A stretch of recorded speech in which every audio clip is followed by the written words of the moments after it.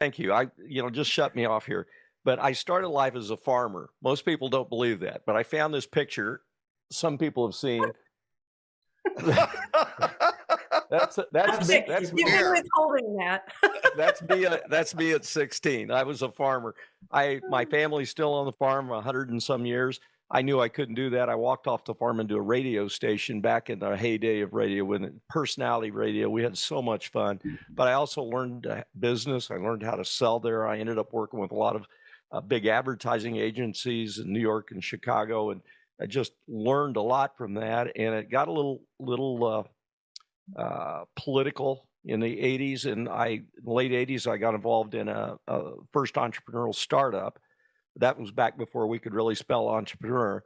And but it was, I'm telling you, it's what they tell me, good drugs are. I mean, man, my first startup, it was like, holy cow, this is great. It's exciting and it's dangerous and and it's creative. And I'm not a technical guy, by the way, but I was always the idea and the sales guy, and we did some amazing things. I was with groups that we really changed the world with a couple of the inventions and things that we came up with. We were on the cutting edge of the internet. I remember I was just telling somebody today, we really created the first digital content company in the world, and we did a lot of things like that. And my job was to be the evangelist of what was coming. And I'd go out in the world and talk about this thing called the internet, where you can buy stuff in your pajamas, and you can go online and all this stuff. And it was so cool. It was so exciting to me.